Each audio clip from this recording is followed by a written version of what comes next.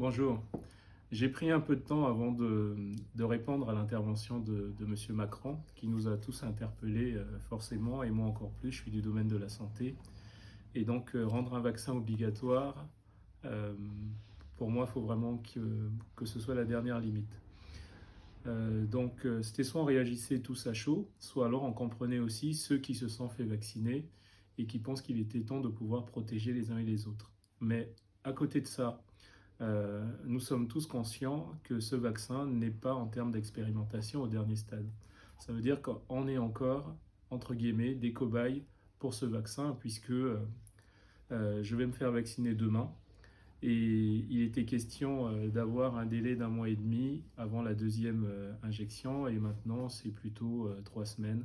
Donc on voit bien qu'on navigue un petit peu à vue sur tout ça. Donc imposer dans ces conditions le vaccin, c'est juste pas possible. À côté de ça, il y a aussi la parole donnée de Monsieur le Président, puisque vous savez que il a longtemps dit que le pass sanitaire, non. Il a longtemps dit qu'il n'y aurait pas de vaccin obligatoire, et ben non. Donc voilà, il y a la parole donnée qui se perd aussi de nos jours. Moi, j'ai eu lecture de ce petit livre, qu'un ami m'a conseillé il y a très peu de temps. Plutôt couler en beauté que flotter sans grâce. C'est une réflexion intéressante sur notre société et qui se termine, entre guillemets, donc je lis, refuser de parvenir et instaurer la dignité du présent pour endiguer le naufrage généralisé. Alors chacun de nous a sa petite idée sur on a des droits, d'autres, mais oui, mais il faut d'abord protéger les plus faibles. Je pense que les Français se sont pliés quand même depuis plus d'un an, voire même 2 ans, à beaucoup de choses, les masques, le confinement et bien d'autres choses.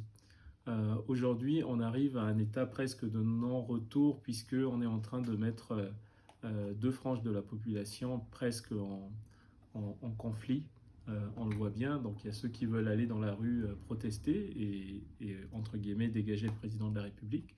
Et puis ceux qui pensent que c'est normal parce qu'ils ont été vaccinés, parce que l'intervention du président intelligemment arrive à un moment où il y a plus de la moitié de la population qui est déjà vaccinée, à un moment où il pense qu'il va avoir l'appui de certaines personnes.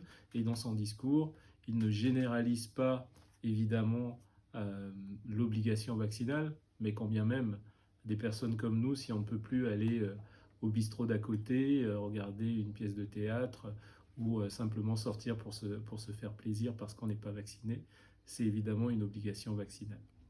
Donc nous sommes les uns et les autres assez frustrés, mais je vais vous ramener à une autre réflexion qui a du sens pour moi. Aujourd'hui, en ce qui concerne le sida, il y a 25 millions de personnes sur 35 millions euh, qui sont atteints du VIH et qui sont en Afrique subsaharienne. Depuis 1981, on se bagarre sur cette maladie et il n'y a aucun vaccin aujourd'hui. On peut se poser vraiment beaucoup de questions sur ce vaccin Covid aujourd'hui, sur les pays riches et les pays pauvres, et pourquoi est-ce qu'on s'empare d'une maladie, et sur le lobbying qui est très fort aujourd'hui, malgré les réseaux sociaux et tout ce qu'on entend.